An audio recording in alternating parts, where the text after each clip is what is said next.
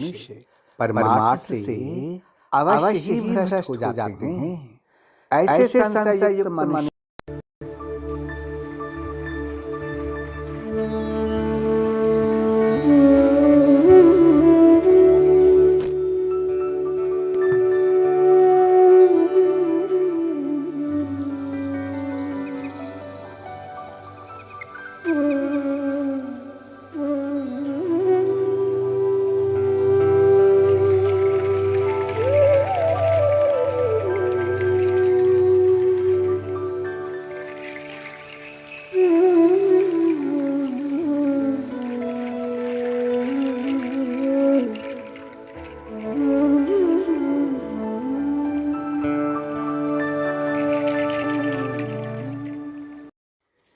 हे संसार में बिखरे हुए लोगों, विवेकहीन और श्रद्धा रहित संशययुक्त मनुष्य परमार्थ से अवश्य ही भ्रष्ट हो जाते हैं। ऐसे संशययुक्त मनुष्य के लिए न तो यह लोक है, न परलोक है और न कोई सुख ही है। O scattered people on the earth, persons who possess neither faith nor knowledge, and who are of the doubting nature, suffer a downfall for the skeptical souls. There is no happiness either in this world or the next.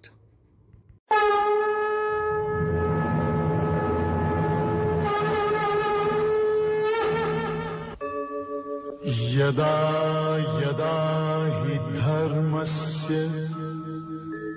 ग्लानिर्भवति Bharat अभ्युत्थानम् अधर्मस्य तदात्मानं सृजाम्यहम् परित्राणाय साधूनां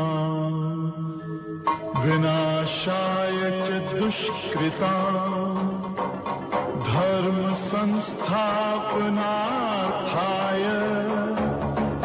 संभवामि युगे युगे।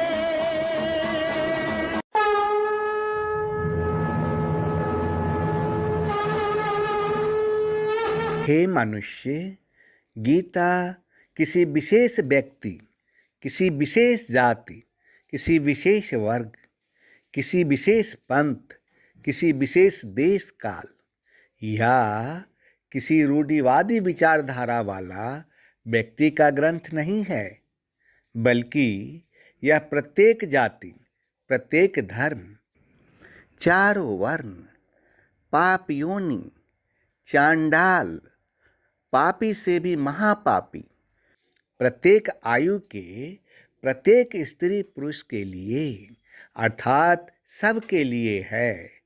सचमुच गीता संपूर्ण मानव जाति का धर्म ग्रंथ है और कितने गौरव की बात है कि गीता आपका धर्म ग्रंथ है।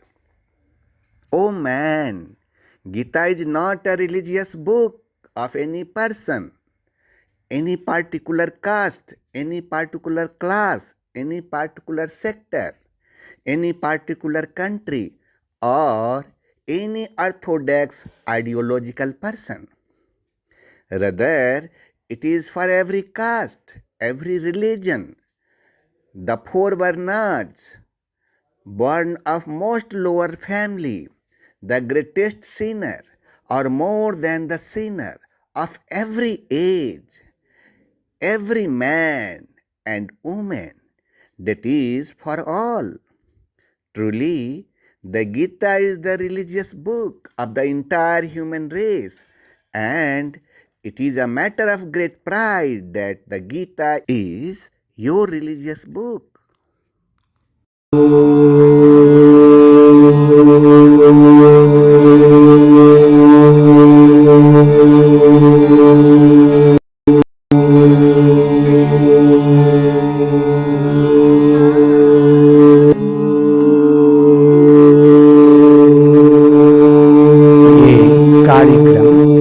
ऐसा सफर है जो आपका जीवन बदल देगा। ये सफर आपको मोक्ष और सुख की सीमा तक ले जाएगा। ये कार्यक्रम आराम से देखिए और देखते देखते इसके साथ बहते जाइए। इसमें मन को पूछताछ करने की अनुमति मत दीजिए और न विश्लेषण ही कीजिए। शब्द को सुनिए और शब्द में डूब जाइए और एक एक कर शब्दों को सुनिए और शब्दों में डूबते जाइए। बस शब्दों को सुनते रहिए और देखते रहिए कि आप गंतव्य स्थान पर पहुंचे कि नहीं। ये सिर्फ आपके लिए ही है। इस सृष्टि के आप एक प्रकाश बूंद हैं। आप सबकी केवल एक ही खोज है, मोक्ष के द्वार और मोक्ष की प्राप्ति। साथ ही साथ खोज है इस धरती पर आनंदमय जीवन का, अच्छा स्वास्थ्य का, अनंत शांति का, ज्ञान का, सौभाग्य का और अनंत जीवन का। हर हाल में मोक्ष, आनंद, सुख और अनंत शांति की प्राप्ति। इन सब चीजों को पाने के लिए हर इंसान गुरुदेव को ढूंढता है, मगर क्या आप इसे पा सकते हैं? जी हां, ये हासिल की जा सकती है। ये सब तभी मुमकिन है जब अथराइज गुरु या सदगुरु या फिर ईश्वर पुत्र का पादर्पण होता है। ईश्वर पुत्र ही आदि श्री हैं, जिनके मार्ग का अनुसरण करने पर आप ये सब कुछ हासिल कर लेंगे, क्योंकि आदि श्री ही मार्ग हैं। तो चलिए यात्रा शुरू करते हैं।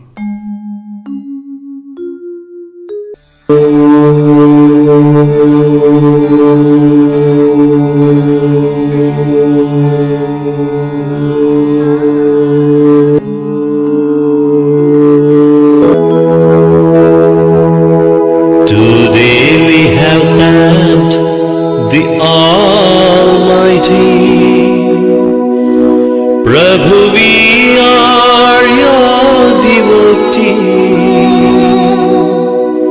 We glorify you from deep within.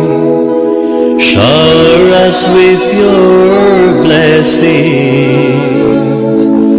Prabhu, shower us with your blessings.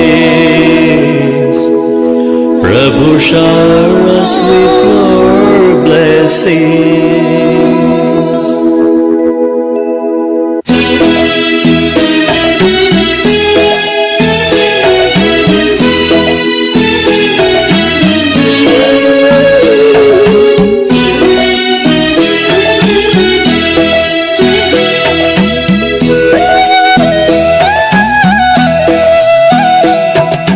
Today we have thanked the Almighty.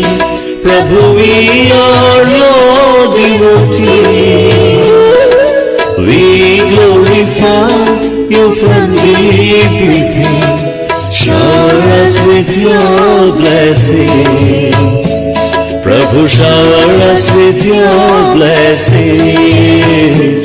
Prabhu, shower us with your blessings.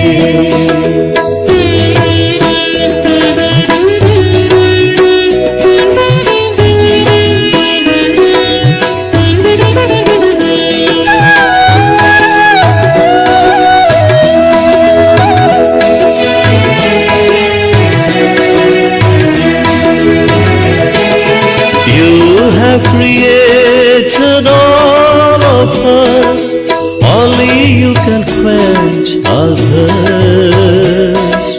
Lead us the path of righteousness and bless us with happiness. bless us with happiness. Prabhu bless us with happiness. Today we have thanked the Almighty.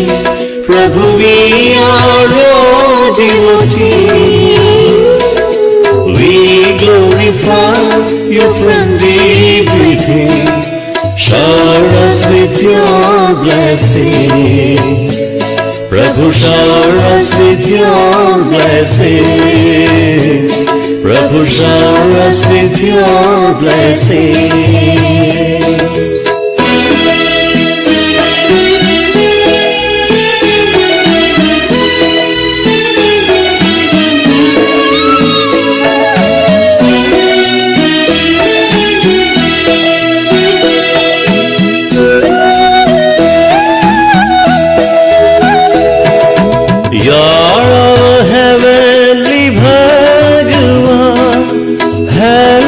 To love everyone.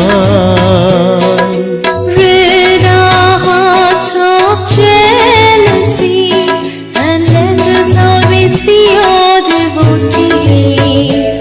Prabhu, let us always be your devotees. Prabhu, let us always be your devotees. Today we have thanked the Almighty. Prabhu, we are your devotees. We glorify you from deep within. Shower us with your blessings. Prabhu, shower us with your blessings. Prabhu, shower us with your blessings.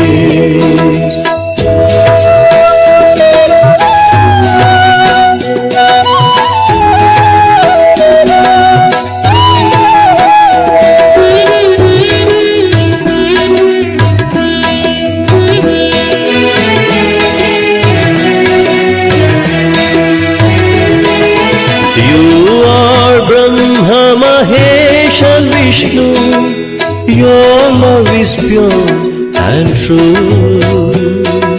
Help us to protect our dharma and purify our karma. Prabhu, purify our karma. Prabhu, purify our karma. Today we have thanked the Almighty. Prabhu, we are your devotees. We glorify you from deep within. Shower us with your blessings. Prabhu, shower us with your blessings. Prabhu, shower us with your blessings. Prabhu, shower us with your blessings.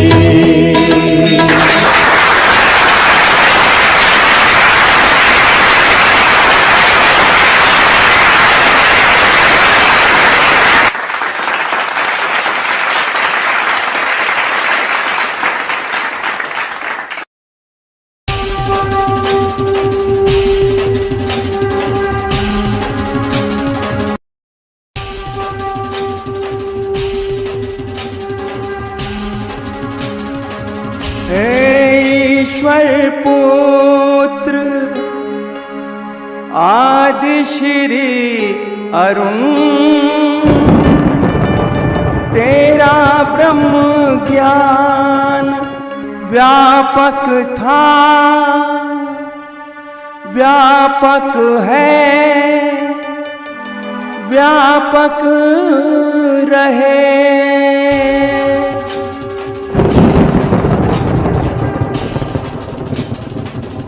ब्रह्म ज्ञान रूपाय विश्व उत्पत्त्यादि हेत्वे तापत्रय विनाशाय आदि श्री वयं नमः।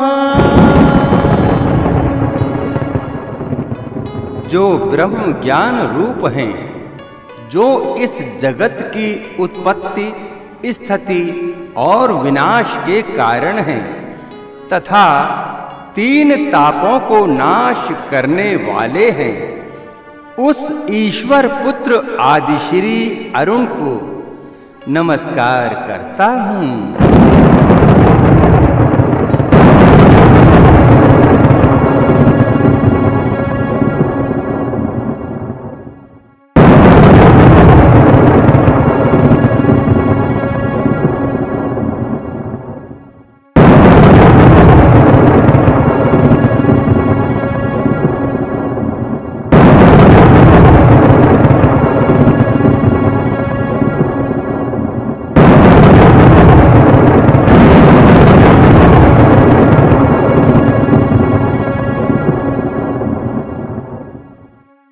हे ईश्वर पुत्र आदि श्री अरुण, काल प्रशासन की प्रेरणा से मैं आपसे मंत्रणा करने आई हूँ। O son of God Adi Shri Arun, I have come to consult you with the inspiration of Kal administration. हे देवी, मंत्रणा कक्ष में आपका स्वागत है। हे देवी, welcome to the consultation room. अब आपको आज से ही कली पुरुष से टक्कर लेने के लिए तैयारी शुरू कर देनी चाहिए। इसीलिए मैं आपकी सेवा में आई हूँ। अब आप कली पुरुष तथा उनके प्रतिनिधि का विनाश करने के लिए अपने योद्धाओं को आदेश दीजिए। अब आप लोगों को उपदेश देने में समय को बर्बाद नहीं कीजिए। Now you should start preparing to compete with Kali Purush from today itself. That's why I have come to your service. Now you order your warriors to destroy Kali Purush and his representative. Now don't waste your time giving instructions to people. आपने काल प्रशासन के द्वारा निर्धारित किए गए समय से मुझको अवगत कराया है, यह तो बहुत अच्छी बात है। लोगों को उपदेश करने में समय की बर्बादी नहीं हो रही है। मेरा यह अवतार संपूर्ण प्रेम का अवतार है। यह समय तो मुझे मेरे भक्तों के बीच प्रेम लीला का है, जिसमें लोगों को महसूस करवाना है कि सबसे पहले ईश्वर ने मनुष्य से प्यार किया, मनुष्य ने नहीं।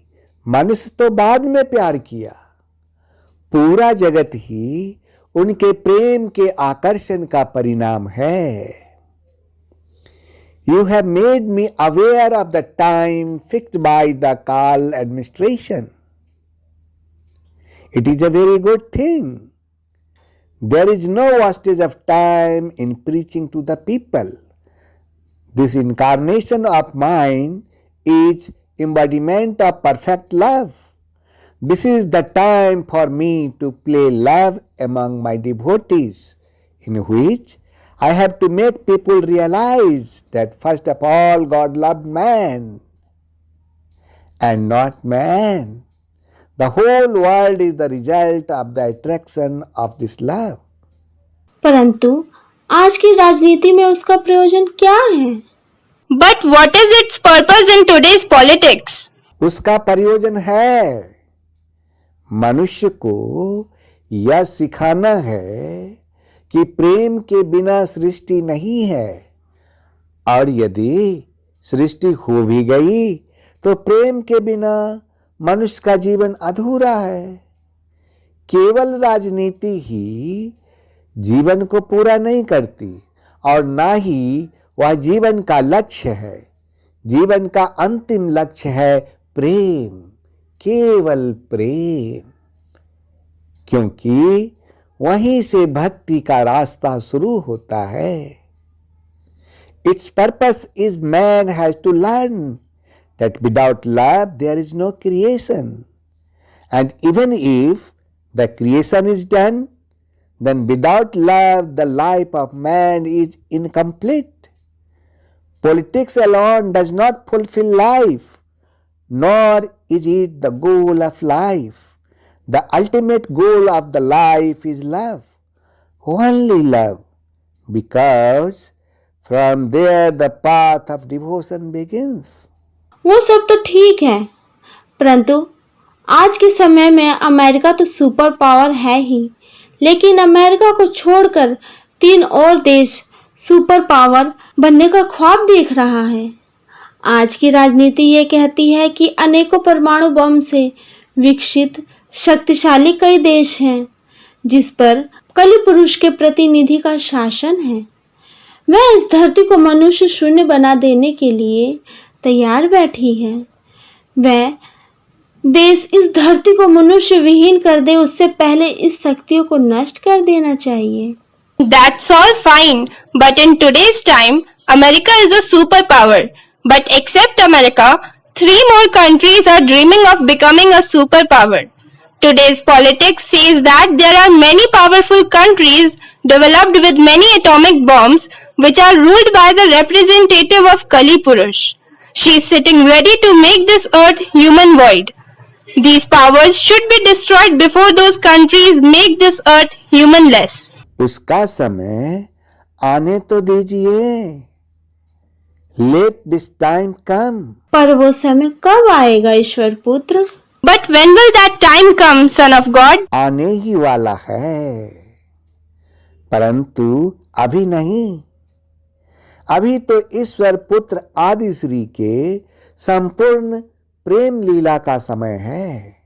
विनाश का लीला आरंभ करने से पहले ईश्वर पुत्र आदि श्री अरुण मनुष्यों को यह संदेश देना चाहता है कि अंततः केवल प्रेम ही सृष्टि का आधार है और प्रेम ही जगत का सार है। It's about to come, but not now. Now is the time for the complete love Leela of Son of God Adisri Arun. Before starting the Leela of destruction, the Son of God Adisri Arun wants to give this message to the human beings that ultimately love is the basis of the creation and love is the essence of the world. प्रेम ही सब वेदों का सार, प्रेम ही सब वेदों का सार। आदि श्री की परम कृपा से, आदि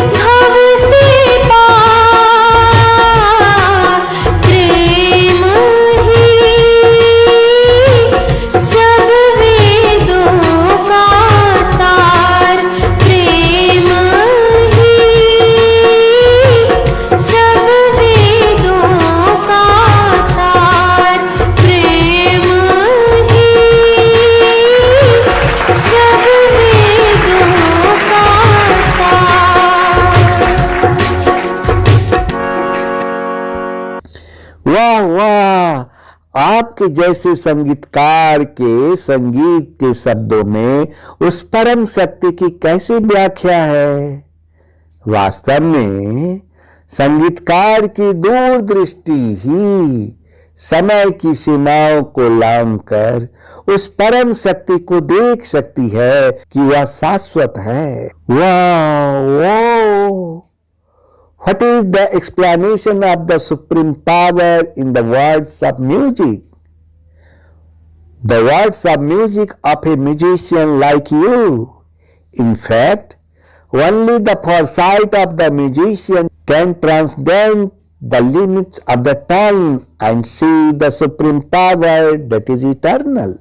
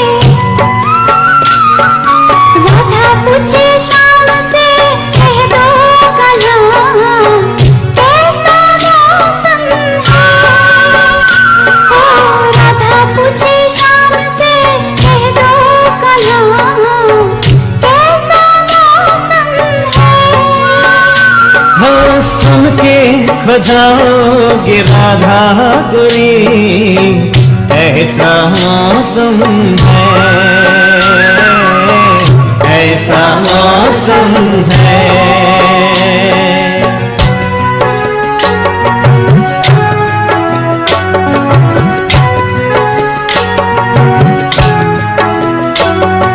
उतर कर अंबर से तारे झिलमिल झिलमिल कर प्यारे, सुंदर राजकुमार बनकर रास करते हैं हिलमिल सारे। ये कितना दिव्य नजारा है, प्यारा स्वर्ग हमारा है। राधा पूछे शाम से, राधा पूछे शाम से, कह दो कन्हा कैसा मौसम है।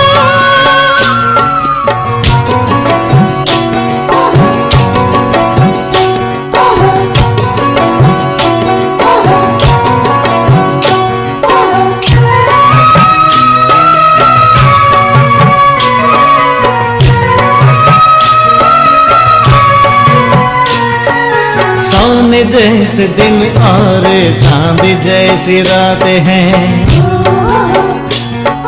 सोने जैसे दिन और चांद जैसी रात हैं, हीरो के महल पे जवाहर की बरसात, सोने जैसे दिन और चांद जैसी रात हैं,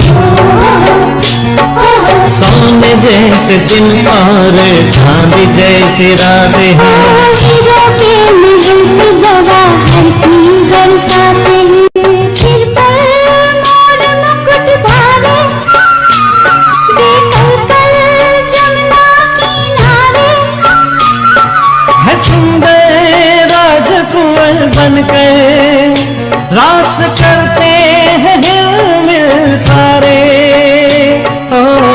सोने जैसे दिन और चांद जैसी रात हैं, सोने जैसे दिन और चांद जैसी रात हैं, हीरो के महल पे जवाहर की बरसात, सोने जैसे दिन और चांद जैसी रात हैं, सोने जैसे दिन और चांद जैसी रात हैं, हीरो के महल पे जवाहर की बरसात, सिर पर मोर मुकुट धारे, देखल कल जमुना किनारे, है सुंदर राजकुंवर बनकर रास करते हैं हिलमिल सारे, सुन के खो जाओगे राधा गोरी, ऐसा मौसम है।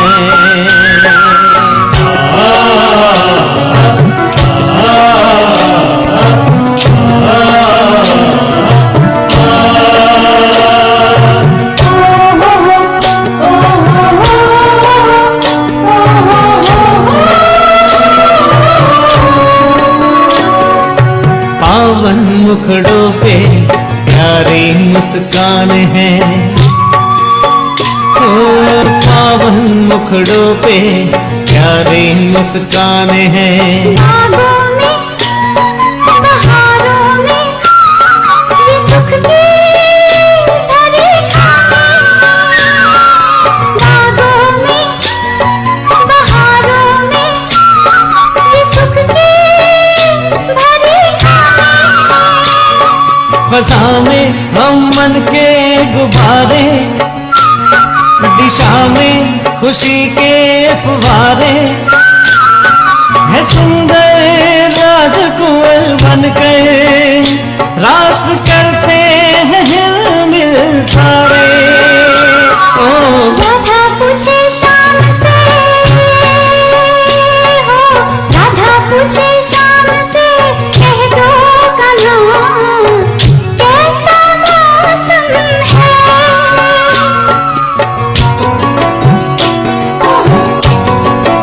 अब यही धारे, नयन वही नवयुग निहारे, है देवी राजकुंवर बनकर रास करते हैं हिलमिल सारे, ओ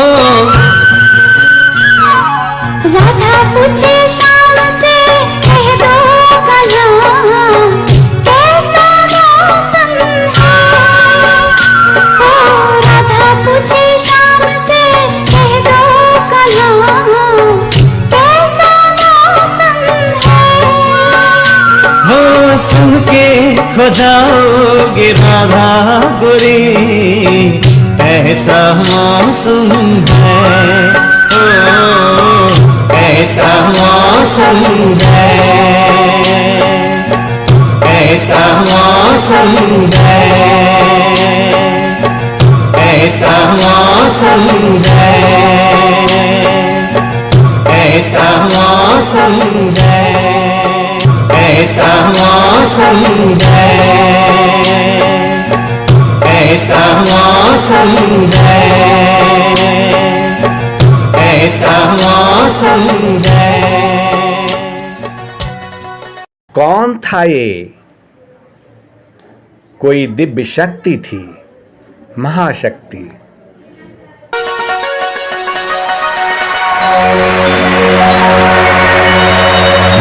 बस तुम्हें भी ऐसी ही दुनिया बनानी है।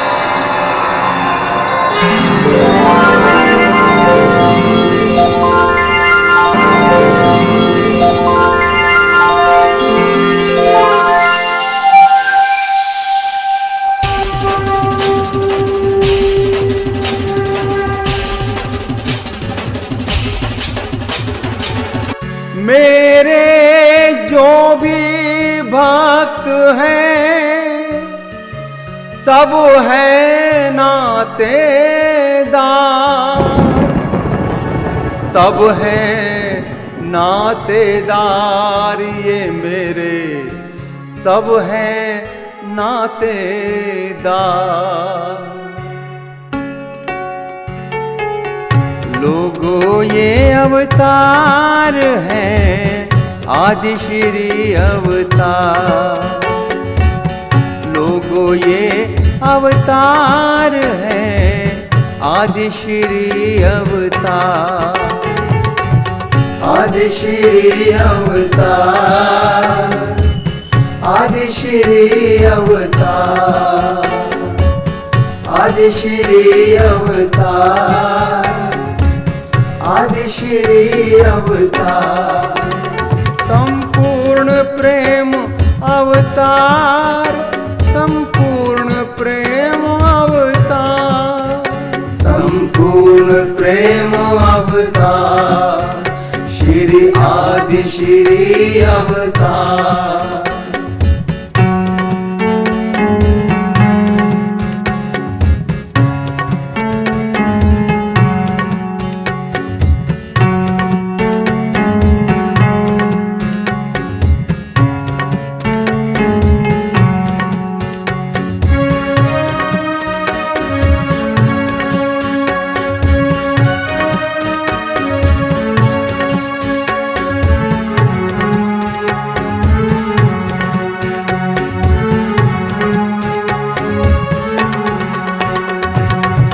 बंधु सखा और मात पिता कह जुड़े अनेकों नाते।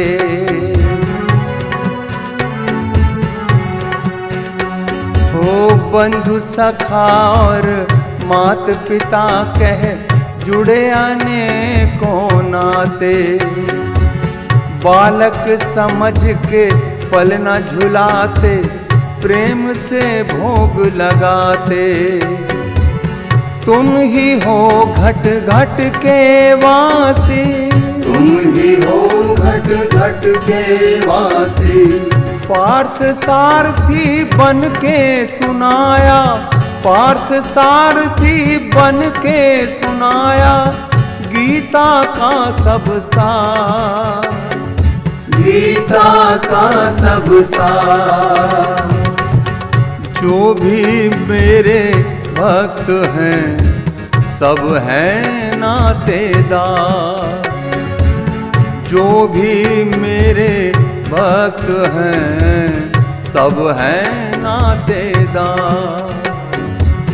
आदि श्री अवतार, आदि श्री अवतार, आदि श्री अवतार, आदि श्री अवतार। संपूर्ण प्रेम अवतार, संपूर्ण प्रेम अवतार, संपूर्ण प्रेम अवतार, श्री आदि श्री अवतार।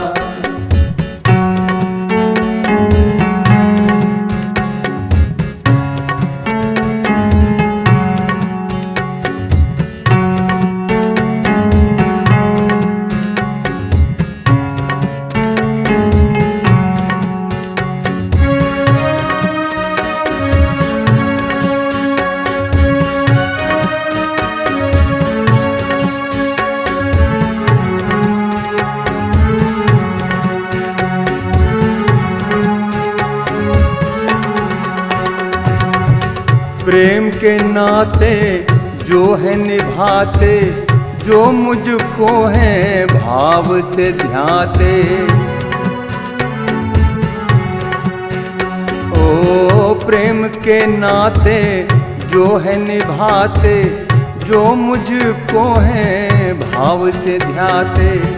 वो मुझको हर रूप में पाते, जो भी मेरी शरण में आते। आदि श्री घट घट के वासी, तुम ही हो घट घट के वासी। काम क्रोध मद लोभ न भाए, काम क्रोध मद लोभ न भाए, मैं हूँ प्रेम आधार, तुम हो प्रेम आधार।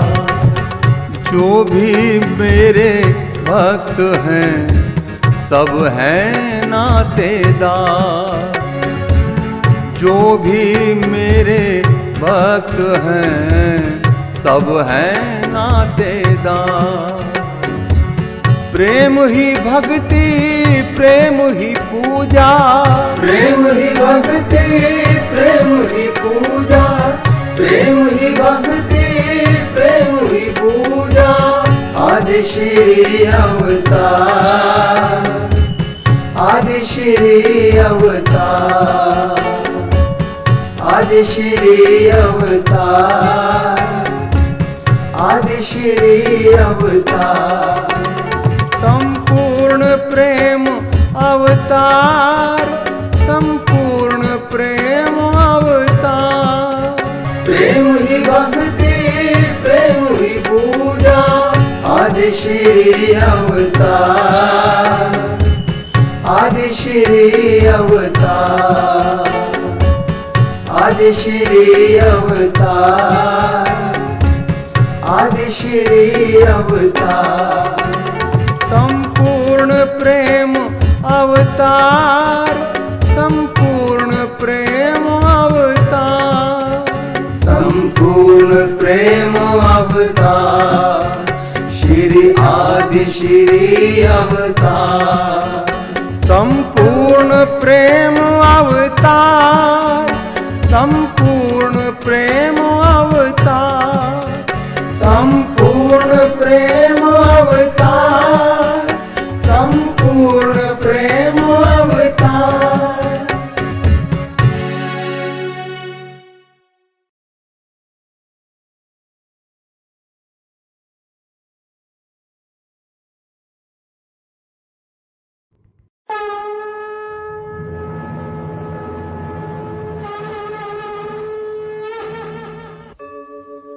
यदा यदा हि धर्मस्य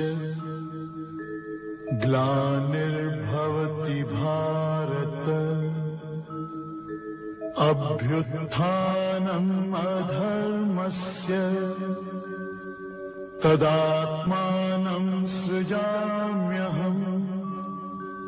परित्राणाय साधूनां विनाशाय च दुष्कृतां, धर्म संस्थापनार्थाय संभवामि युगे युगे, संभवामि युगे युगे।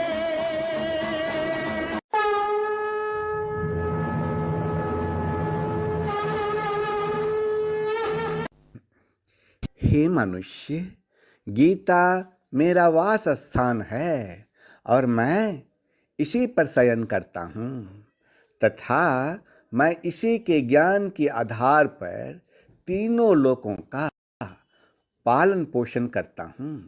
गीता संपूर्ण मानव जाति का धर्मशास्त्र है जिसमें प्रत्येक मनुष्य के मन में उठने वाली प्रत्येक प्रश्न का जवाब है।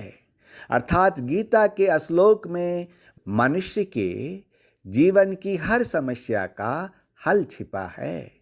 गीता के 18 अध्याय और 700 श्लोक में कर्म, धर्म, कर्मफल, जन्म, मृत्यु, सत्य और असत्य आदि जीवन से जुड़े प्रश्नों के उत्तर मौजूद हैं। गीता अपने अंदर भगवान श्री कृष्ण अथवा ईश्वर पुत्र आदि श्री अरुण के उपदेशों को समेटे हुए है। गीता को वेदों और उपनिषदों का सार माना जाता है। जो लोग वेदों को पढ़ने में असमर्थ हैं वे लोग गीता को पढ़कर ज्ञान की प्राप्ति कर सकते हैं। गीता न केवल जीने का सही तरीका बताती है बल्कि यह ईश्वर के अनंत रूप से ही आपको रूबरू करा देगी। इस क्षणभंगुर दुनिया में दुख, क्रोध, अहंकार, ईर्ष्या इत्यादि से पीड़ित आत्माओं को गीता अध्यात्म का मार्ग दिखाकर मोक्ष की प्राप्ति करवाती है। गीता में धीरज, संतोष, शांति, मोक्ष और सिद्धि को प्राप्त करने के बारे में उपदेश दिया गया है। हे मनुष्य, ईश्वर पुत्र आदि श्री अरुण आपसे यह कहता है कि यह दुनिया बहुत बड़ा युद्ध भूमि है। असली कुरुक्षेत्र तो तुम्हारे अंदर है। अज्ञानता और अविद्या धृतराष्ट्र है और हर एक आत्मा अर्जुन है और तुम्हारे आत्मा में ईश्वर का निवास है जो इस रथ रूपी इस रथ का सारथी है। इंद्रियां इस रथ के घोड़े हैं। कामना, क्रोध तथा लोभ ही मनुष्य का महान शत्रु है। गीता मनुष्य के जीवन के शत्रुओं से लड़ना सिखाती है और ईश्वर से गहरा नाता जोड़ने में मदद करती है। गीता अध्याय 3 में अर्जुन ने भगवान श्री कृष्ण के सामने यह प्रश्न रखा कि जब आप कहते हैं कि ज्ञान योग श्रेष्ठ है तो आप मुझे युद्ध रूप भयंकर कर्मों में क्यों लगाते हैं। अर्जुन की निष्काम कर्म योग से अच्छा ज्ञान योग लगा। अर्जुन अच्छी तरह से समझ चुका था कि ज्ञान योग और कर्म योग दोनों मार्गों में ही कर्म करना पड़ेगा, लेकिन अर्जुन भगवान श्री कृष्ण से उन दोनों मार्गों में से किसी एक को चुनने के लिए कहते हैं जो अर्जुन के लिए सबसे कल्याणकारी होगा। भगवान श्री कृष्ण उसे तत्वदर्शी ज्ञानी पुरुष की शरण लेने के लिए प्रेरित करते हैं। क्यों? क्योंकि समझने के लिए केवल एक वही स्थान है। आगे भगवान श्री कृष्ण और ईश्वर पुत्र आदि श्री अरुण क्या कहते हैं, इसको जानने के लिए आपको रेडिएंट उपदेश ऑफ गीता चैप्टर 5 के सफर में चलने के लिए निकल पड़िए। तो क्या आप रेडिएंट उपदेश ऑफ गीता चैप्टर 5 के सफर में चलने के लिए तैयार हैं?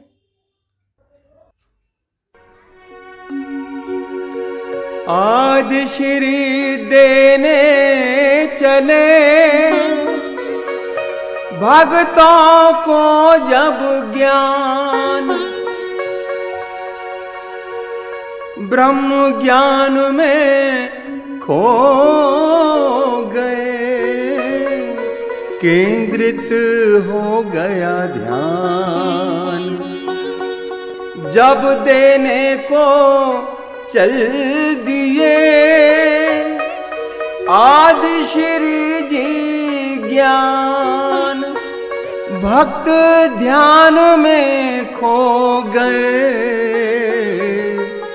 केंद्रित हो गया ध्यान, केंद्रित हो गया ध्यान।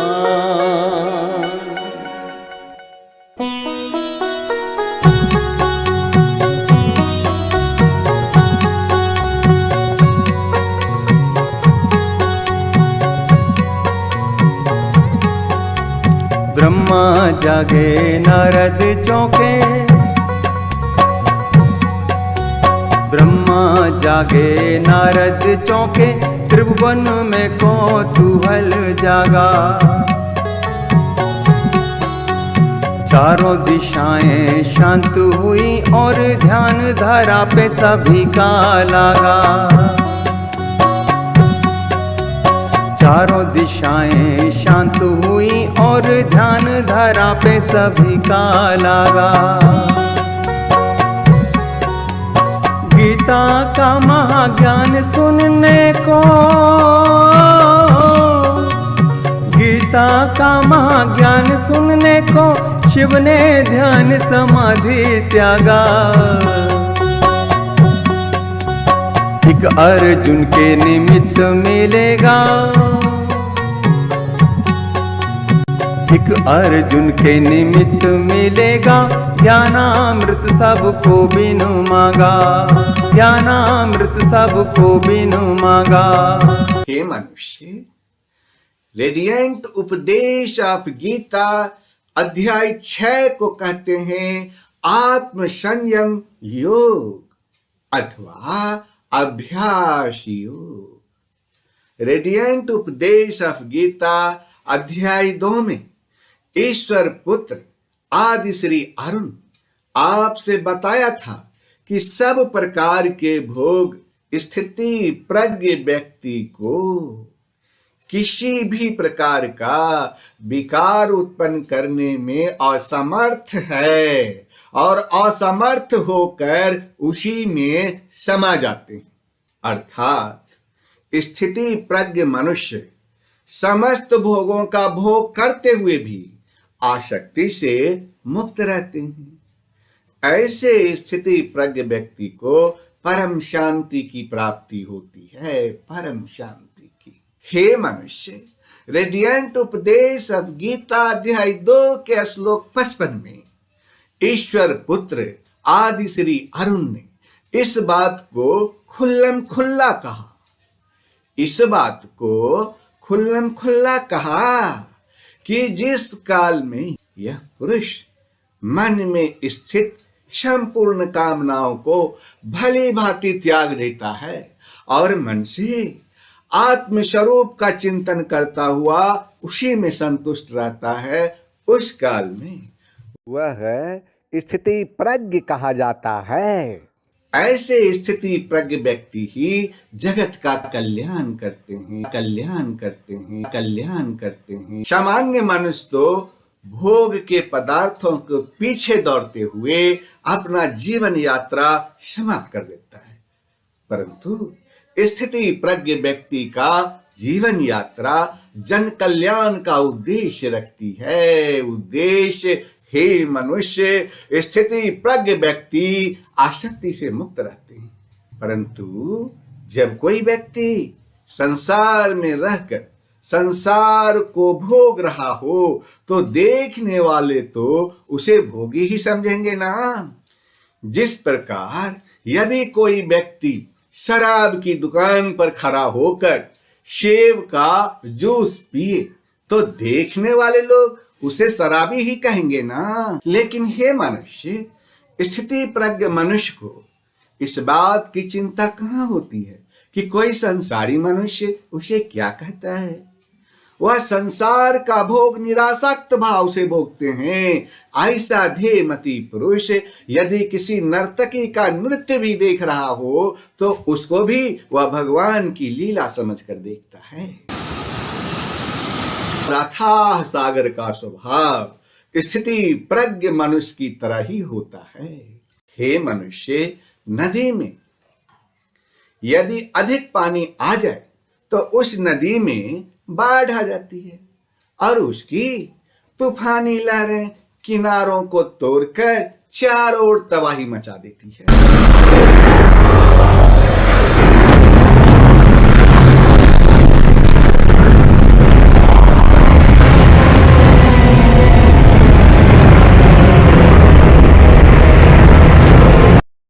ठीक ऐसा ही हाल एक छोटे मन वाले व्यक्ति का होता है। थोड़ा सा धन या थोड़ी सी सफलता उसे हजम नहीं होती है। थोड़ा सा धन और थोड़ी सी सफलता के नशे में चूर वह मर्यादा को तोड़कर एक ओछे इंसान की तरह हरकतें करने लगता है।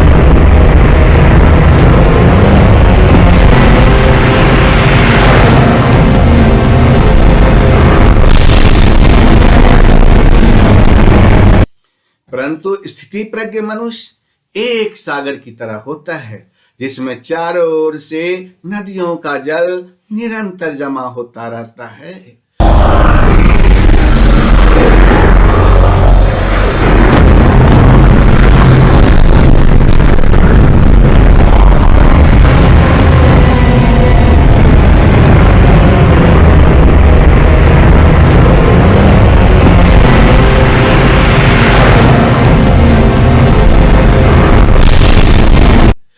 परंतु सागर उसी प्रकार शांत रहता है, लेकिन नदियों का जल उसकी गहराई में गुम हो जाती है।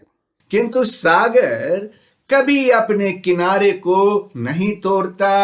हाँ भाई हाँ, कभी भी नहीं तोड़ता। उसके अंदर जल का स्तर वही रहता है।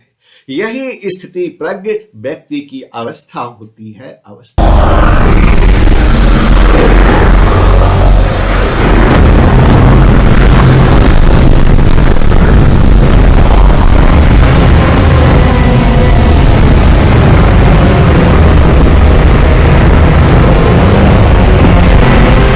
रेडियंट उपदेश अब गीता का अध्याय 4 एवं श्लोक 20 और 21 में ईश्वर पुत्र आदि श्री अरुण ने कहा कि व्यक्ति अपने कर्मों के फल की आसक्ति को त्याग कर हमेशा संतुष्ट रहता है और बाहरी आश्रयों पर निर्भर कभी नहीं होते। कर्मों में संलग्न रहने पर भी वे वास्तव में कर्म को नहीं करते। ऐसे ज्ञानी जन फल की आकांक्षाओं और स्वामित्व की भावना से मुक्त होकर अपने मन और बुद्धि को संयमित रखते हैं और शरीर से कर्म करते हुए भी कोई पाप अर्जित नहीं करते। हे मनुष्य, जो व्यक्ति कर्म के फल की इच्छा न करके सिर्फ अपने करने योग्य ही कर्म करता है, अर्थात जो व्यक्ति अपने कर्तव्य को निभाता है, वही असली सन्यासी है, वही असली योगी है, वही असली योगी है। असली सन्यासी या असली योगी वह नहीं जो दुनिया को छोड़कर यह कहता है कि दुनिया के काम उसके लिए नहीं है। असली योगी तो वह है जो अपना निर्धारित कर्म, अपना कर्तव्य सफलतापूर्वक खुश होकर निभाता है।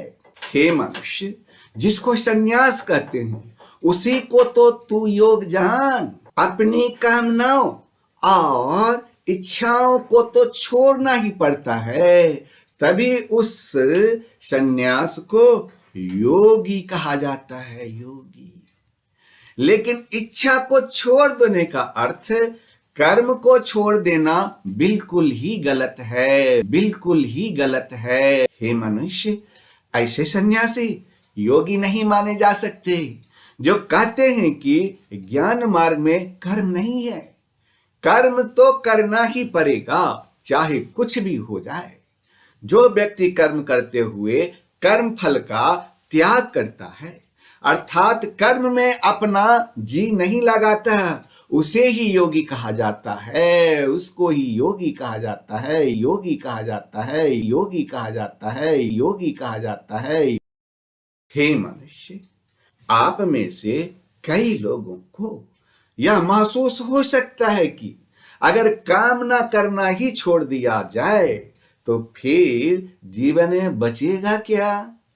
परंतु सच्चाई यह है कि जब आप कामनाओं को छोड़ेंगे तभी असली जीवन शुरू होगा, असली जीवन।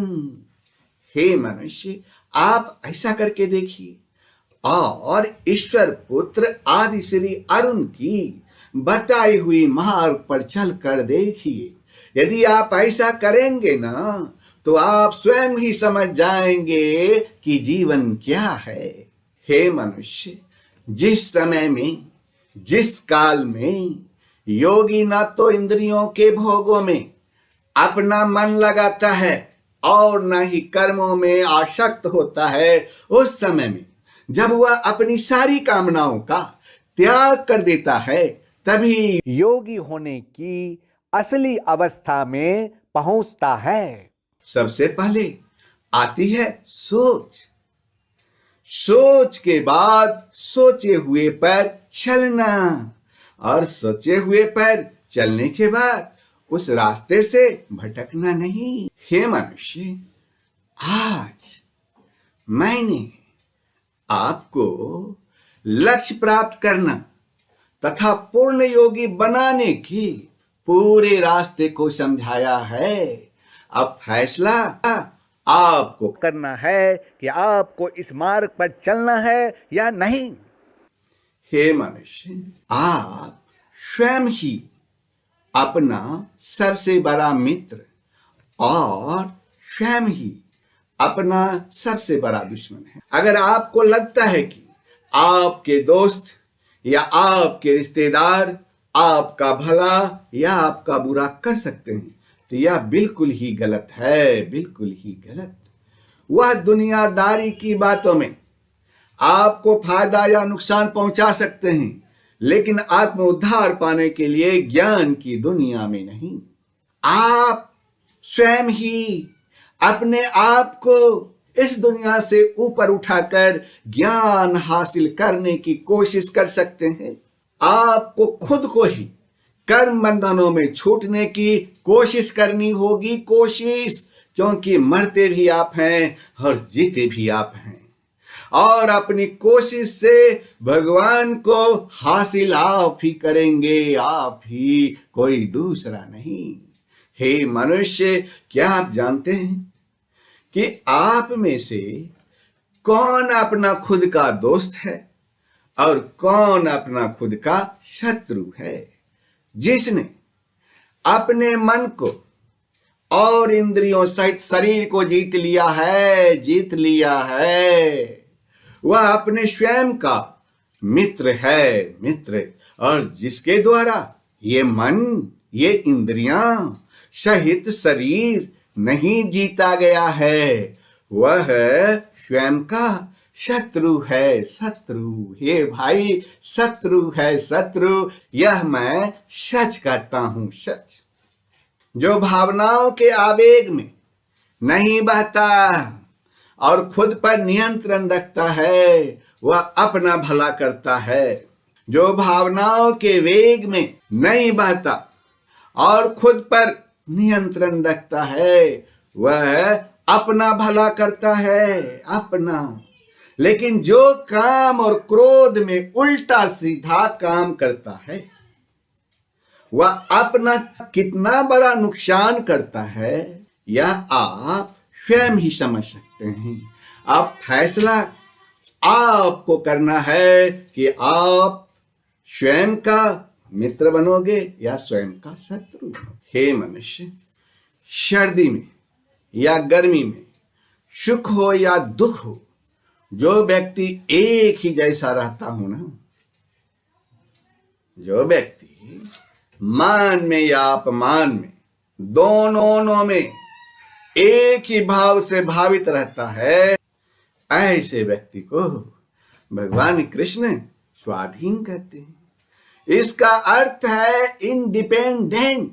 ऐसे स्वाधीन पुरुष में ही सच्चा ज्ञान हो सकता है, सच्चा ज्ञान हो सकता है, सच्चा ज्ञान हो सकता है।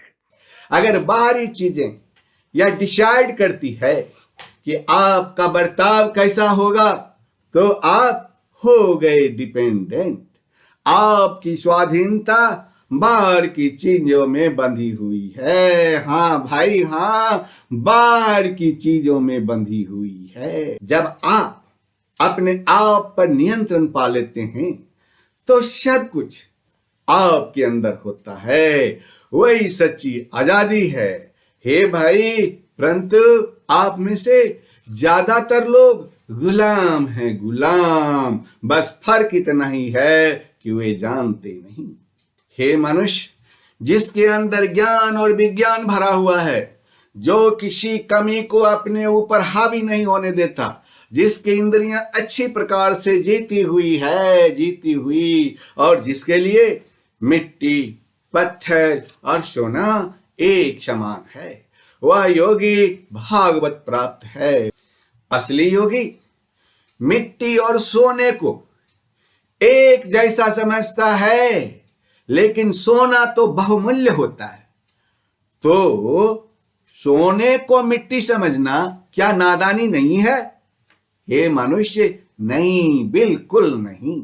सोना बहुमूल्य है, लेकिन इस दुनिया के सुखों के लिए वह सुख जो असल में है, झूठे हैं। योगी पुरुष इस बात को जान जाता है। योगी की परिभाषा को समझाते हुए भगवान श्री कृष्ण कहते हैं कि जो सुहृदय है, अर्थात जो मन से सबका भला चाहता है, जो सबका दोस्त है, जो अपने दुश्मन के लिए भी अच्छा सोचता है, वही असली योगी है। असली अच्छे बुरे लोगों में भेद करना आप सबकी आदत होती है, आदत। लेकिन क्या सब लोगों को जज कर पाने में आप सक्षम हैं? बिल्कुल नहीं, बिल्कुल नहीं, बिल्कुल नहीं। हे मनुष्य, जो योगी होता है वह किसी को जज नहीं करता, वह सबके लिए एक जैसा भाव रखता है। साधु को अच्छा कहना और चोर को बुरा कहना तो आम बात है, लेकिन योगी ऐसा नहीं करता। जो व्यक्ति अपने मन और इंद्रियों के साथ शरीर को वश में रखता है, जिसने अपने मन में आशा को खत्म कर दिया है और वह कुछ भी संग्रह यानी कि इकट्ठा नहीं करता, वही योगी है।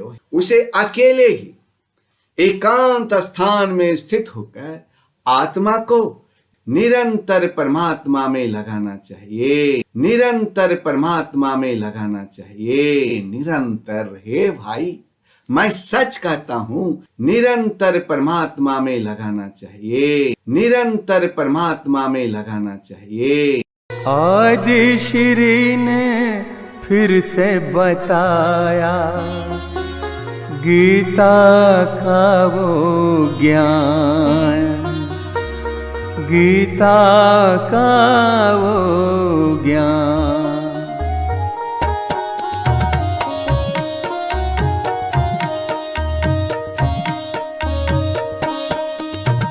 सबको मुक्ति का मार्ग दिखाया आदि श्री ने, सबको मुक्ति का मार्ग दिखाया आदि श्री ने। अद्भुत गीता का ज्ञान बताया आदि श्री ने, अद्भुत गीता का ज्ञान बताया आदि श्री ने। सबको मुक्ति का मार्ग दिखाया आदि श्री ने, अद्भुत गीता का ज्ञान बताया आदि श्री ने, अद्भुत गीता का ज्ञान बताया आदि श्री ने।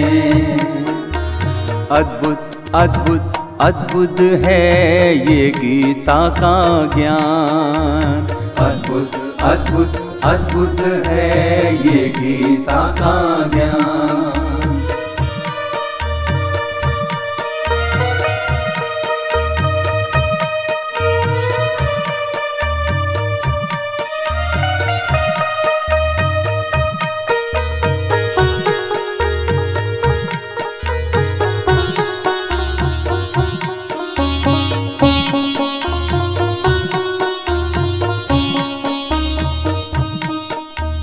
ब्रह्म ज्ञान का पाठ पढ़ाया, ब्रह्म ज्ञान का पाठ पढ़ाया आदि श्री ने। अद्भुत गीता का ज्ञान बताया आदि श्री ने, अद्भुत गीता का ज्ञान बताया आदि श्री ने।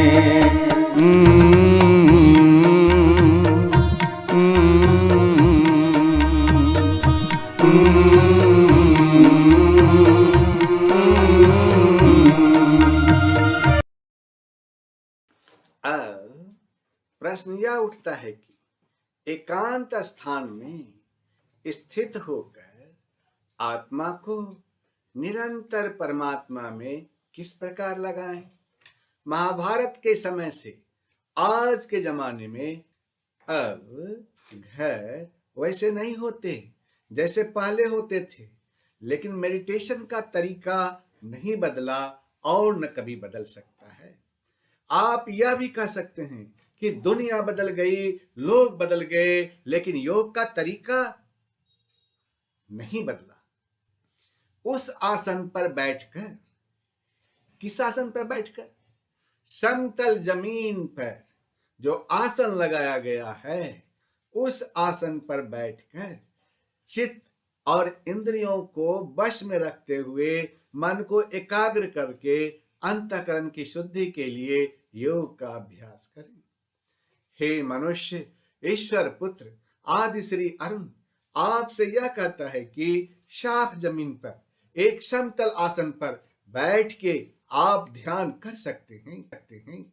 ध्यान ईश्वर का कीजिए, लेकिन ध्यान करने का इरादा आपके हृदय का होना चाहिए। दूसरी बात, आप बाहर की सारी डिस्टरबेंसेस से बच के खुद के अंदर में झांकें। तीसरी बात, आपसे यह कहना चाहता हूं कि आसन पर बैठकर चित्त और इंद्रियों की क्रियाओं को बस में रखते हुए मन को एकाग्र करके अंतःकरण की शुद्धि के लिए योग का अभ्यास करें। मन को एकाग्र करें और आपका मन हमेशा इधर उधर भागता है, उसको नियंत्रण में रखें। अपने शरीर और गले को समान एवं अचल धारण करके और स्थिर होकर अपने नाक के आगे के हिस्से पर दृष्टि जमाकर अन्य दिशाओं को ना देखते हुए आपको बैठना है। और जब आप बैठें तो आपका सिर, गला और शरीर का बाकी हिस्सा एकदम सीधा होना चाहिए। शरीर की स्थिरता के बाद मन को स्थिर करने के लिए आंखों को नाक के आगे वाले हिस्से पर रखें ताकि और कुछ चीज दिखाई न दे। ऐसा करके आप अपने मन को अपने नियंत्रण में कर सकते हैं, अपने वश में कर सकते हैं, अपने काबू में कर सकते हैं और ध्यान सफलतापूर्वक कर सकते हैं। हे मनुष्य, ध्यान करने वाले व्यक्ति को ब्रह्मचारी के व्रत में स्थित होना चाहिए। ब्रह्मचारी का अर्थ है ब्रह्म में आचार करने वाला, यानी कि नियम से यज्ञ को करने वाला व्यक्ति। आपके मन में कोई भी भय नहीं होना चाहिए और आपका अंतःकरण एकदम शांत होना चाहिए, एकदम शांत होना चाहिए, एकदम शांत होना चाहिए। ऐसा सावधान होने के बाद व्यक्ति मन को रोककर ईश्वर में अपना चित्त को लगाए। आपका स्वभाव सात्विक होना चाहिए तथा आपको किसी बात का डर नहीं होना चाहिए। आपके मन में पूर्णतया शांति हो, पूर्णतया शांति हो, पूर्णतया शांति हो। यही योगी की अवस्था होती है। हे मनुष्य, जिसने अपने मन को वश में कर लिया है, अपने काबू में कर लिया है, ऐसा योगी को अपनी आत्मा में ईश्वर के स्वरूप को ढूंढना चाहिए। ऐसा करता हुआ व्यक्ति ईश्वर में रहने वाली परमानंद की प्रकाश स्वरूप शांति को प्राप्त होता है। हे मनुष्य, आपकी आत्मा ईश्वर का ही एक अंश है। मन इस सच को आपसे छुपाने की कोशिश करता है। यही कारण है कि मन को वश में करना एक योगी के लिए बेहद जरूरी है। तभी ध्यान पूरा होगा, तभी साधना पूरी होगी। योग तो बहुत लोग करते हैं, लेकिन क्या इसमें सबको सिद्धि मिलती है? नहीं। हे मनुष्य, कौन है वह जिनको यह सिद्धि प्राप्त होती है? क्या आप जानते हैं? हे मनुष्य, यह योग न तो बहुत खाने वाले का, न बिल्कुल न खाने वाले का, न बहुत शयन करने वाले स्वभाव का और न सदा जागने वाले का ही सिद्ध होता है। दुखों का नाश करने वाला योग तो यथा योग्य आहार विहार करने वाले का, कर्मों में यथा योग चेष्टा करने वाले का और यथा योग्य सोने तथा जागने वाले का ही सिद्ध होता है। हे मनुष्य, यह योग किसको सिद्ध होगा? इसको ध्यान पूर्वक सुनिए और समझिए। जितना भूख हो आप उतना ही भोजन करें, जितनी जरूरत हो आप उतनी ही घूमिए अर्थात वॉकिंग कीजिए, जितनी आवश्यकता हो उतना ही आप काम कीजिए। अच्छा स्वास्थ्य के लिए जितना सोने की आवश्यकता हो उतना ही सोइए तथा ईश्वर का पूजा ध्यान कीजिए।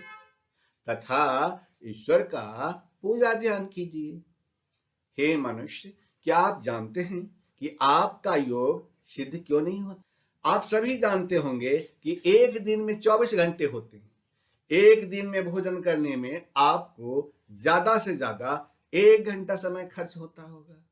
घूमने में अर्थात वॉकिंग करने में 1 घंटा समय खर्च होता होगा। एक आदमी दिन में 6 घंटा काम करता है। एक स्वस्थ व्यक्ति रात में 6 घंटा सोता है। सुबह शाम पूजा करने में आपको 2 घंटा समय खर्च होता होगा। नहाने धोने तथा कपड़े धोने में ज्यादा से ज्यादा 1 घंटा समय खर्च होता होगा। कुल कितना समय खर्च हुआ, जरा जोर के बताओ। कुल 17 घंटे खर्च हुए। हे मनुष्य, 24 घंटे में से 17 घंटे घटा दीजिए। आपने 7 घंटा समय कहां खर्च किया? यह ईश्वर पुत्र आदि श्री अरुण आपसे हिसाब मांगता है कि आप 7 घंटा समय कहां खर्च किया। आपका पड़ोसी कहता है कि आपने 7 घंटा समय लड़ाई करने में, दूसरे की निंदा करने में तथा दूसरे को नुकसान करने में तथा दूसरे को दुख देने में खर्च किया। तो बताइए कि आपका योग किस प्रकार सिद्ध होगा। दुखों का नाश करने वाला जो साधन है उसका नाम योग है। योग। आपका योग सिद्ध हुआ ही नहीं। जरा सोचिए, आपका योग सिद्ध हुआ ही नहीं तो बताइए आपके दुखों का नाश कैसे होगा। जब आपके दुखों का नाश नहीं हुआ तो आपको दुख भोगना ही पड़ेगा ना। हे मनुष्य, अत्यंत वश में किया हुआ चित्त जिस काल में परमात्मा में ही भली भांति स्थित हो जाता है, उस काल में संपूर्ण भोगों से स्पृहा रहित पुरुष योग युक्त है, ऐसा कहा जाता है। जिस प्रकार वायु रहित स्थान में स्थित दीपक चलायमान नहीं होता, ठीक वैसे ही परमात्मा के ध्यान में लगे हुए योगी के जीते हुए चित्त की कही गई है। हे मनुष्य, योग के अभ्यास के निरुद्ध चित्त जिस अवस्था में उपराम हो जाता है और जिस अवस्था में परमात्मा के ध्यान से शुद्ध हुई सूक्ष्म बुद्धि द्वारा और जिस अवस्था में परमात्मा के ध्यान से शुद्ध हुई सूक्ष्म बुद्धि द्वारा परमात्मा को साक्षात्कार करता हुआ सच्चिदानंदग्न परमात्मा में ही संतुष्ट रहता है, तो वह व्यक्ति योग में सिद्ध कहा जाता है। हे मनुष्य, इंद्रियों से अतीत केवल शुद्ध हुई सूक्ष्म बुद्धि द्वारा ग्रहण करने योग जो अनंत आनंद है, उसको जिस अवस्था में अनुभव करता है, यह योगी परमात्मा के स्वरूप से विचलित होता ही नहीं।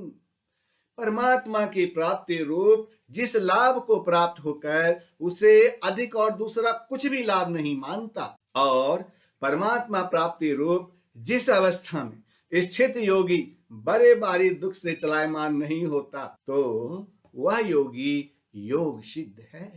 हे मनुष्य, किसी व्यक्ति के लगातार अभ्यास से चित्त ऐसी अवस्था में पहुंच सकता है जहां से वह विचलित नहीं होता। ऐसे विश्राम की स्थिति में जब चित्त पहुंचता है तो आपकी सूक्ष्म बुद्धि ईश्वर का साक्षात्कार कर सकता है। इसी में योग का अभ्यास करने वाले व्यक्ति को सच्ची संतुष्टि मिलती है। हमेशा उसका मन यही चाहता है कि उसका ध्यान हर पल ईश्वर में ही लगा रहे। जब कोई दो वस्तु आपस में मिल जाए और एक नया अथवा एक तीसरे विशेषता वाले चीज का निर्माण करे, उसका नाम है संयोग। जैसे 3 + 4 = 7। किसी दो वस्तु को आपस में अलग अलग हो जाने का नाम है वियोग। सबसे बड़े सुख की प्राप्ति का नाम है योग। इस दुनिया की इच्छाओं को छोड़कर ही इस योग की स्थिति में आया जा सकता है और इच्छाएं तभी छूटती है जब ये मन वश में होता है। वश में अगर योग की स्थिति में आना है तो लालच के दुनिया से अलग होना पड़ेगा, स्वार्थ की दुनिया से अलग होना पड़ेगा, छोटे मोटे फायदे के रिश्तेदारी को छोड़ना पड़ेगा। हे मनुष्य, अब फैसला आपके हाथ में है। आपको छोटा फायदा चाहिए या आपको सबसे बड़ा फायदा चाहिए।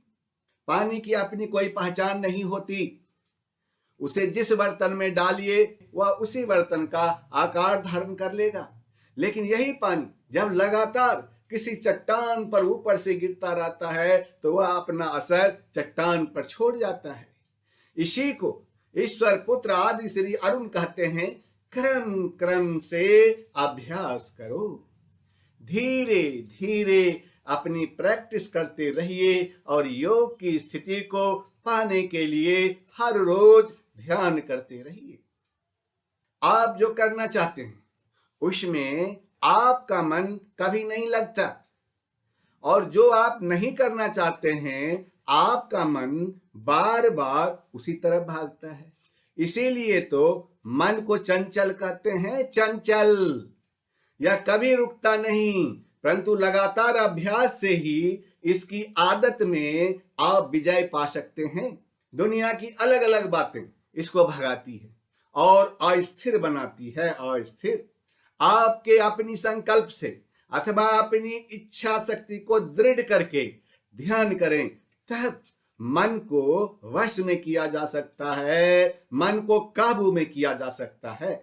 ऐसा करने पर ही यह मन ईश्वर में या आप जो काम करना चाहते हैं उसमें लगा रहेगा। आपके अभ्यास करने की गति चाहे धीमी ही क्यों न हो, लेकिन लगातार अभ्यास करने के बाद आप पाएंगे कि आप अपने मन को वश में कर लिया, काबू में कर लिया। जब एक बार ऐसा हो गया तो आपका यह मन शांत हो जाएगा और उसकी चंचलता खत्म हो जाएगी, खत्म। यह अवस्था ही पहली कड़ी है उस श्रृंखला की जो आपको एक दिन परम आनंद के पास ले जाएगी। अगर आपको ईश्वर का दर्शन करना है अथवा आपको सबसे बड़ा सुख को अनुभव करना है तो शुरुआत यहीं से करनी होगी। सबसे बड़े सच का मेडिटेशन को ही आप गेटवे मान सकते हैं। हे मनुष्य, जो व्यक्ति अपने मन को वश में करके लगातार खुद को ध्यान की स्थिति में लाता है वह सारे पापों से मुक्त हो जाता है। वही व्यक्ति परब्रह्म परमात्मा के रूप को जान पाता है। यही तो सबसे बड़ा आनंद है, सबसे बड़ा आनंद। बहरूपिया मन पापी है, बहरूपिया मन पापी है, ये तो हर पल स्वांग रचाए। आदि श्री जय जय कल की जय जय प्रेम अवतार। आदि श्री जय जय कल की, आदि श्री जय जय कल की, आदि श्री जय जय कल की, आदि श्री जय जय कल की, आदि श्री जय जय कल की, आदि श्री जय जय कल की, आदि श्री जय जय कल की जय जय प्रेम अवतार। आदि श्री जय जय कल की, आदि श्री जय जय कल की, आदि श्री जय जय कल की, आदि श्री जय जय कल की।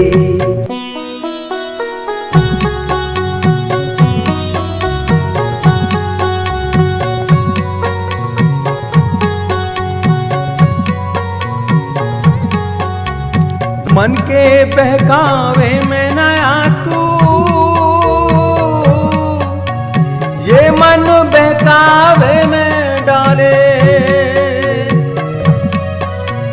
मन के बहकावे में नया तू, ये मन बहकावे में डाले। तू इस मन का दास ना बन, इस मन को अपना दास बना ले।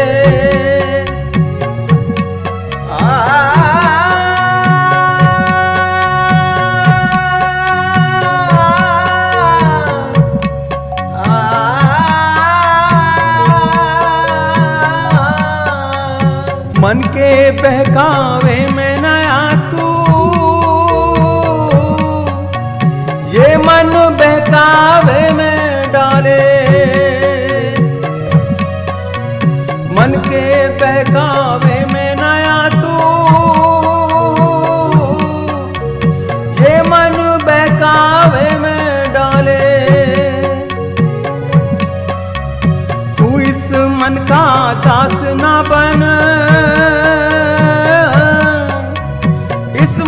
अपना दास बना ले।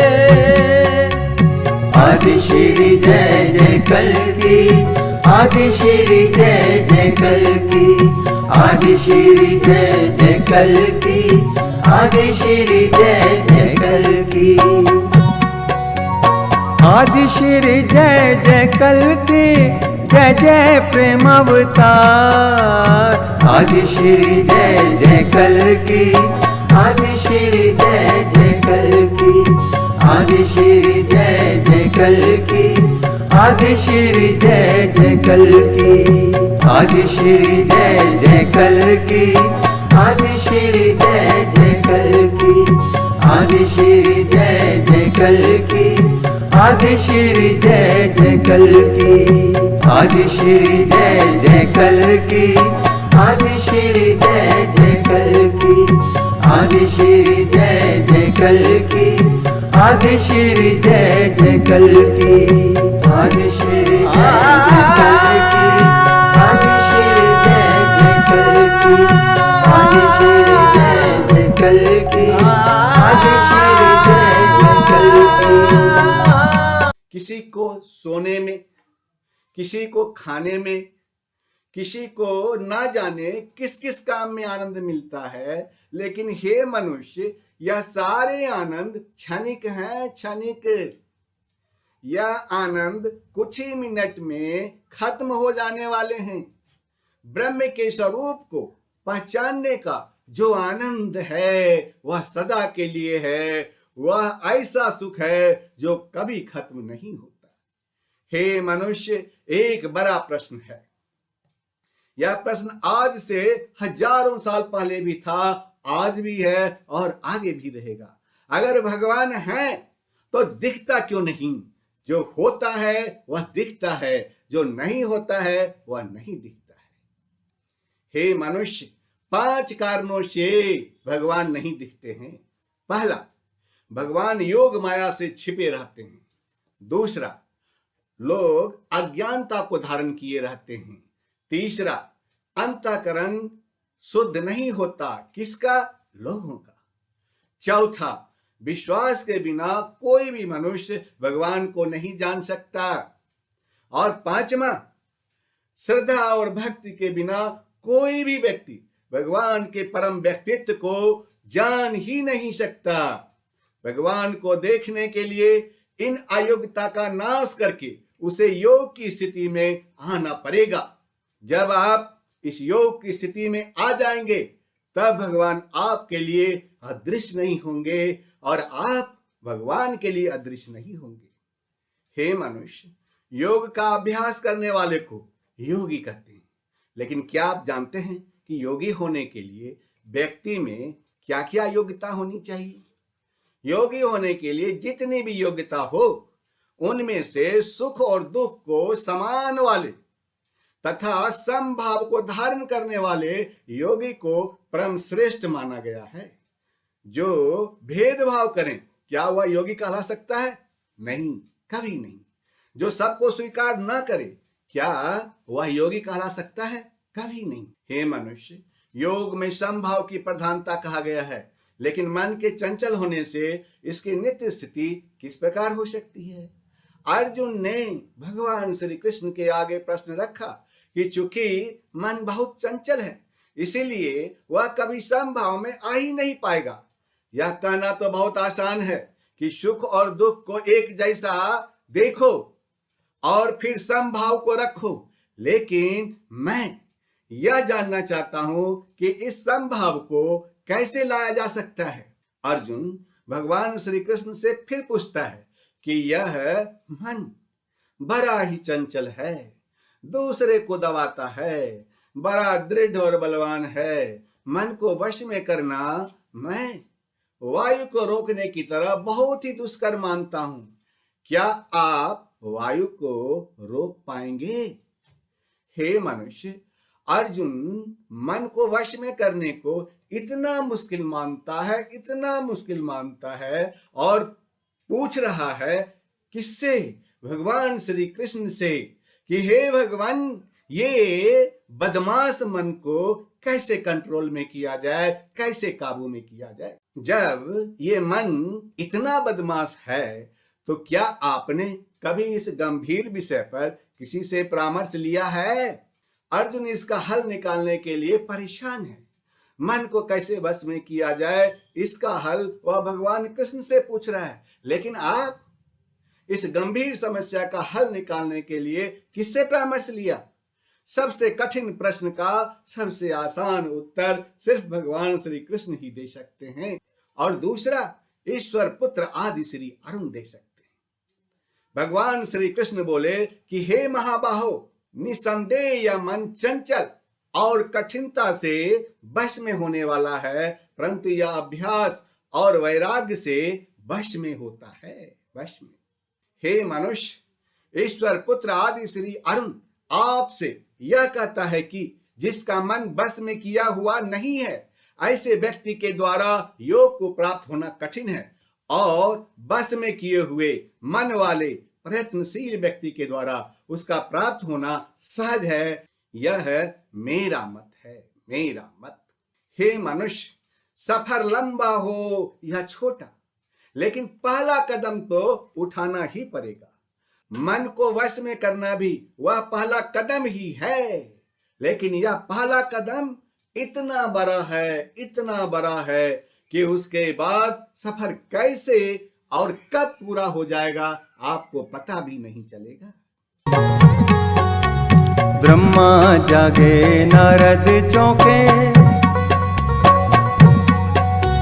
ब्रह्मा जागे नारद चौंके, त्रिभुवन में कौतूहल जागा।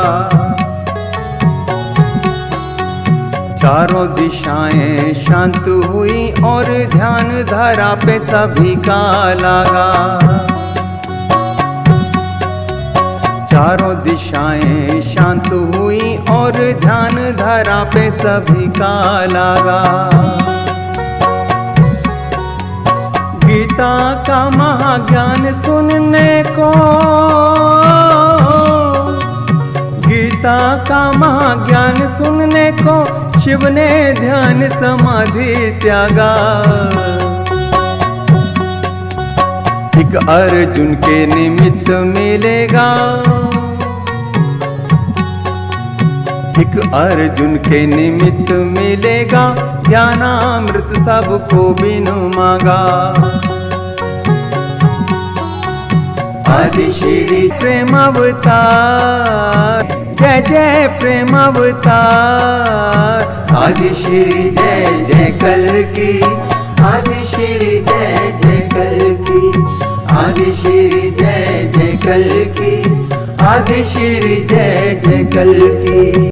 हे मनुष्य, अब अर्जुन के आगे दूसरी दुविधा आ गई। वह भगवान श्री कृष्ण से योग से जुड़ा प्रश्न करता है कि हे कृष्णा, मान लीजिए कि जो योग में श्रद्धा रखते हैं लेकिन संयमी नहीं है, वह खुद पर नियंत्रण नहीं रख पाते, तो उनका क्या होगा? मान लीजिए कि जिसका मन योग से विचलित हो गया है, ऐसे साधक को योग तो प्राप्त होगा ही नहीं, और ना ही वह भगवान से साक्षात्कार कर पाएगा। तो ऐसी दशा में ऐसे साधक का क्या होगा? हे मनुष्य, यह प्रश्न आप सबके लिए है। आप में से कितने लोग योग में श्रद्धा रखते हैं? बताइए। उसे शुरू भी करते हैं, किसको? योग को, लेकिन मन को वश में नहीं कर पाते हैं।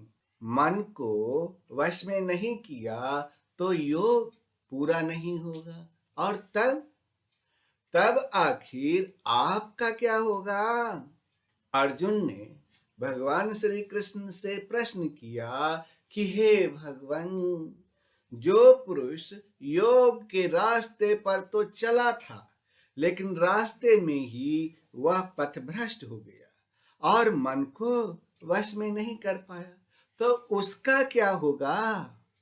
अर्जुन ने भगवान श्री कृष्ण से पुनः पूछा कि हे भगवान, भगवत प्राप्ति के मार्ग में मोह वाला वह आश्रित रहित व्यक्ति कहीं छिन्न भिन्न बादल की तरह दोनों ओर से भ्रष्ट होकर नष्ट तो नहीं हो जाएगा? अर्जुन ने भगवान श्री कृष्ण से कहा कि हे भगवान, मेरे इस संशय को पूरी तरह से दूर करने में केवल आप ही योग्य हैं। क्यों? क्योंकि आपके अतिरिक्त दूसरा कोई भी इस संशय को दूर करने में समर्थ नहीं है। हे मनुष्य, मुश्किल रास्ते में डर तो लगता ही है ना? क्या पता रास्ते में क्या होगा? इसी डर को, इसी संशय को अर्जुन ने भगवान श्री कृष्ण से पूछा कि जिसने योग शुरू किया लेकिन बीच में ही अगर वह रास्ता भूल गया, जिसके कारण योग छूट गया, तो उसका क्या होगा? क्या वह नष्ट भ्रष्ट हो जाएगा? अर्जुन को मालूम है कि उसके सामने साक्षात जो वह ईश्वर जो मनुष्यों के बीच, मनुष्यों के युद्ध में खड़ा है और युद्ध करने की सलाह दे रहा है। अर्जुन को पता है कि कृष्ण से बड़ा कोई ज्ञानी नहीं, जो कृष्ण ने कह दिया वही अंतिम सत्य है। भगवान श्री कृष्ण ने अर्जुन को जवाब दिया कि उस पुरुष का न तो इस लोक में नाश होता है और न परलोक में ही, क्योंकि हे अर्जुन, आत्मोद्धार के लिए कर्म करने वाला कोई भी मनुष्य दुर्गति को प्राप्त नहीं होता। योग भ्रष्ट पुरुष पुण्यवानों के लोकों को प्राप्त होकर उनमें बहुत वर्षों तक निवास करके फिर शुद्ध आचरण वाले श्रीमान पुरुषों के घर में जन्म लेता है, अथवा वैराग्यवान पुरुष उन लोकों में न जाकर योगियों के ही कुल में जन्म लेता है।